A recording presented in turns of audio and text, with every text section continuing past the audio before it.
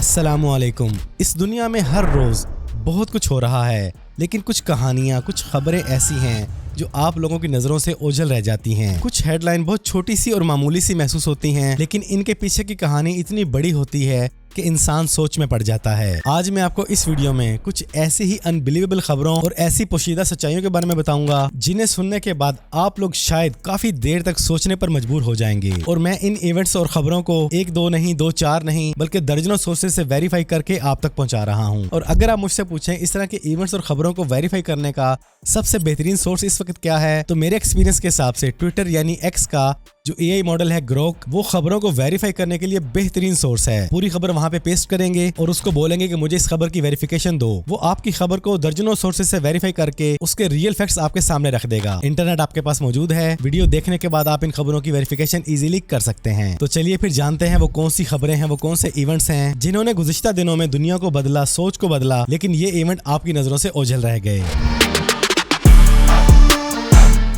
आपको याद होगा कि जापान के अंदर 2011 में जो सुनामी आया था उसने क्या तबाही मचाई थी, पूरे साहल को बदल दिया था। हजारों जानें गईं, बस्तियों की बस्तियां उजड़ गईं। उस कुदरती आफत के बाद जापान ने एक ऐसा काम किया जिस पर यकीन करना शायद आपके लिए बहुत ही मुश्किल हो। उस सुनामी के बाद जापान ने उस पूरे साहल पर 350 किलोमीटर लंबी, कहीं पर 10 मीटर और कहीं पर 15 मीटर ऊंची सरिये और कंक्रीट की दीवार खड़ी कर दी है। और ये दीवार इतनी मजबूत बनाई गई है कि लहरों को तोड़ के रख देती है। और इंजीनियर्स का कहना है कि ये दीवार सुनामी की स्पीड को आधा कर देती है। और इससे भी बढ़कर जापान ने सिर्फ ये दीवार नहीं बनाई, बल्कि इस पूरे साहल पर लाखों की तादाद में दोबारा से दरख्त भी उगा दिए हैं। और जिस किस्म के दरख्त यहाँ पे उगाए गए हैं, ये भी सुनामी की लहरों को 40% तक कम कर देंगे। और मेरे ख्याल से जापान का ये कमाल का कारनामा है, सुनामी के आगे स्टील जैसी मजबूत दीवार और उसके पीछे दरख्तों की शक्ल में कुदरत की सपोर्ट। और ये सिर्फ दीवार नहीं, एक उम्मीद है, एक सबक है। तबाही बड़ी हो या छोटी, इंसान चाहे तो गिर कर फिर से खड़ा हो सकता है।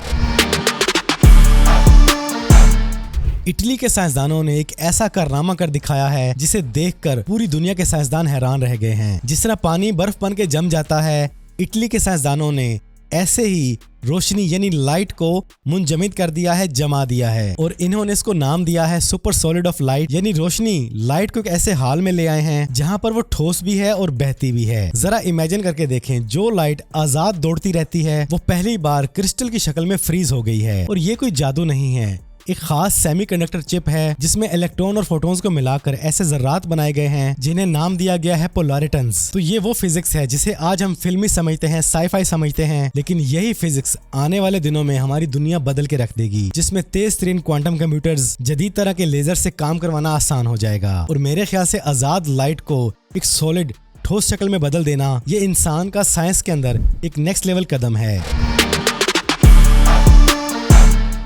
तो एलोन मस्क ने फिर से एक ऐलान कर दिया है कि उसका जो स्पेसएक्स मिशन है उसका मकसद सिर्फ रॉकेट बनाना नहीं, बल्कि किसी और ग्रह, किसी और सैयारे पर एक नया शहर बनाना है। एक ऐसा शहर जो जमीन से पूरे 225 मिलियन किलोमीटर दूर, जिस पर आबाद होंगे पूरे 1 मिलियन इंसान। जी हाँ, ये ऐलान किया है एलोन मस्क ने। इस प्लान के अंदर बड़े बड़े स्टारशिप्स, सैकड़ों नहीं जिसमें होंगे हजारों रॉकेट्स, जो हर 26 महीने के बाद मरीख की तरफ उड़ान भर रहे होंगे, जो खाली नहीं, जिनमें होंगे इंसान, घर, मशीनरीज, खाना और यहाँ तक के फैक्ट्रीज भी। कहा गया कि इन रॉकेट्स को पहले खाली भेजा जाएगा 2026 में और फिर 28 और 29 से इंसानों की मुंतकली का सिलसिला शुरू होगा। अब आपके जहन में सवाल होगा कि एलोन मस्क आखिर ये करना क्यों चाहता है। तो उसका मकसद सिंपल और सादा है। उसकी सोच के मुताबिक जमीन पर अगर कुछ भी हो जाता है, कुदरती आफत आ जाती है, तो इंसान खत्म ना हो, जो इंसान वहाँ मरीख पर है वो बच जाएं। क्योंकि एलोन मस्क का कहना है कि हमें मल्टी प्लैनेट स्पीशीज बनना होगा, वरना हम खतरे में हैं। और फर्ज करें अगर एलोन मस्क ये काम करने में कामयाब हो जाता है, तो अगले 20-30 सालों में शायद मैं या फिर आप किसी दूसरे से ये कह रहे हों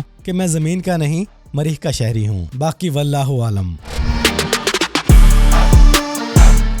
हम में से अक्सर को 1 बार, 2 बार, 3 बार, 10 बार कोई काम करते हुए नाकामी मिले तो हम हार मान लेते हैं। लेकिन इस दादी ने 2, 4, 8, 10, 20, 30, 40, 50, 100, 200 नहीं, बल्कि 960 बार नाकाम होने के बावजूद भी हार नहीं मानी। जी हाँ, जनूबी कोरिया की इस खातून ने 2005 से लेकर 2009 तक तकरीबन 959 बार ड्राइविंग लाइसेंस के लिए टेस्ट दिया, लेकिन हर बार नाकाम हुई। लेकिन ना वो थकी, ना वो रुकी, ना वो शर्मिंदा हुई और बिल आखिर 960वीं बार उसने ये ड्राइविंग लाइसेंस का टेस्ट पास कर लिया और उसकी ये स्टोरी उस वक्त दुनिया भर में वायरल हुई और कभी ना हार मानने की एक अलामत बन गई। ये खबर बहुत पुरानी है, लेकिन मैं आप लोगों को इसलिए बता रहा हूँ कि मेरे एक्सपीरियंस के हिसाब से आप में से तकरीबन 99% लोग इस खबर के बारे में जानते ही नहीं होंगे। इसी तरह इस खातून की हौसला अफजाई करते हुए एक बहुत बड़े ब्रांड Hyundai ने उसको कार भी गिफ्ट की थी और इसलिए भी बता रहा हूँ कि इस खबर में एक बहुत बड़ा सबक है कि हार नहीं माननी चाहिए।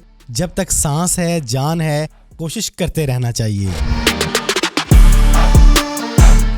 सन 1999 के अंदर एक ऐसा जहाज भी उड़ा था जिसके अंदर कोई भी जिंदा ना था। 4 घंटे उड़ता रहा, कोई उसको रोक ना सका और बिलाखिर वो क्रैश कर गया। और हैरानकुन बात यह है कि ये प्लेन उड़ा भी अमेरिका की फिजाओं में। जी हाँ, ये कहानी है लीयरजेट 35A की, जिसे उस वक्त मीडिया ने घूस जेट का नाम दिया। ये जहाज ऑटो पायलट पर 3 घंटे 40 मिनट तक सफर करता रहा, जिसने तकरीबन 1500 किलोमीटर का फासला तय किया, जिसे किसी ने रोका तक नहीं। फिर इसे इंटरसेप्ट किया F-16 ने और देखा कि इसकी खिड़कियों पर बर्फ जमी हुई, अंदर कोई हरकत नहीं, खामोश परवाज और एक हकीकी खौफनाक मंजर। और फिर जब इसका पेट्रोल खत्म हुआ तो ये डकोटा में क्रैश कर गया और इस क्रैश में कोई भी जिंदा ना बचा। आपने बारिश तो देखी होगी पानी के कतरों वाली, लेकिन कुछ सैयारे ऐसे भी हैं जहां पर बारिश पानी की नहीं बल्कि हीरों यानी डायमंड्स की होती है। नासा के मुताबिक यूरेनियस और नेपच्यून के अंदर इतना सख्त प्रेशर होता है कि मीथेन टूटकर कार्बन बनता है और फिर ये हीरे बिल्कुल हमारे ओलों की तरह बरसते हैं, लेकिन डायमंड्स की शक्ल में। और आप इन्हें छोटे मोटे ओलों की तरह ना समझें। साइंसदान कह रहे हैं कि इनका साइज चट्टानों के बराबर भी होता है, उस शक्ल में ये बरसते हैं, यानी बहुत बड़ी बड़ी चट्टानों की शक्ल में ये आसमान से बरसते हैं। और जब ये इतने बड़े साइज में जमीन पर गिरते हैं तो गिरते ही डायमंड्स के ओशियंस बना रहे हैं। खबर तो एक तरफ, हकीकत ये है कि हमारी कायनात इतनी हसीन और इतनी हैरानकुन है।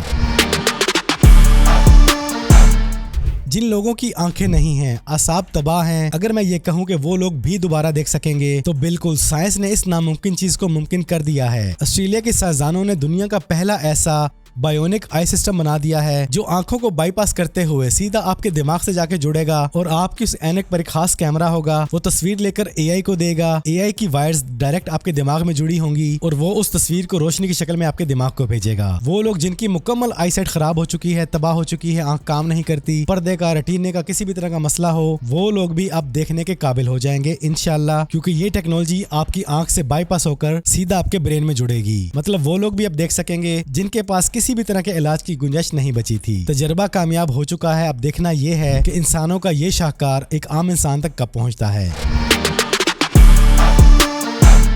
सोने की कान मिल गई, सोने के ज़खायर मिल गए। आप ऐसी बहुत सी खबरें सुनते हैं जिनमें से 99% अफवाहें होती हैं, लेकिन सऊदी हुकूमत ने ऑफिशियली अनाउंस किया है कि उन्हें मक्का के करीब कोई छोटी सी नहीं 150 किलोमीटर सोने की कान का पहाड़ी सिलसिला मिल गया है। और ये दरियाफ्त इतनी बड़ी है कि साइंसदानों का कहना है कि ये सऊदी अरब की तारीख की सबसे बड़ी गोल्ड डिस्कवरी है। थोड़ा सा नहीं, 150 किलोमीटर लंबा खित्ता जो सोने से भरा पड़ा है। और वहाँ ये वाहिद जगह नहीं बल्कि जाबाल गदारा, वादी अल जव और जबले शिबान तक मुसलसल सोने के ज़खायर दरियाफ्त हो चुके हैं। तो यूं समझ लें कि तेल के बाद सऊदी अरब का अगला दौर सोने का दौर होगा, क्योंकि मक्का मुकरमा के आसपास के जो रेगिस्तान हैं अब वो सिर्फ रेगिस्तान नहीं बल्कि सऊदी अरब का एक चमकता हुआ मुस्तकबिल है।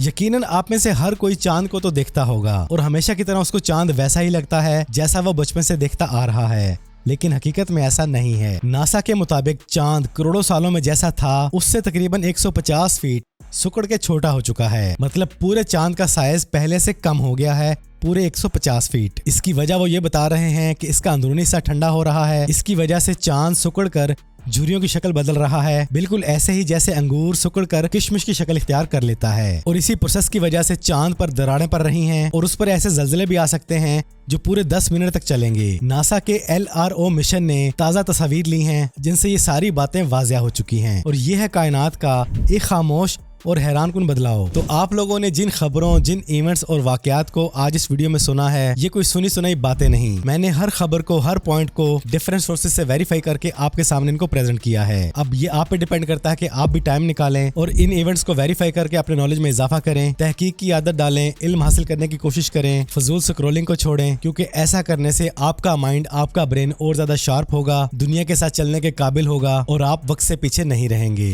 तो बस आज की इस वीडियो में इतना ही। वीडियो पसंद आई है तो वीडियो को लाइक और शेयर कर दें।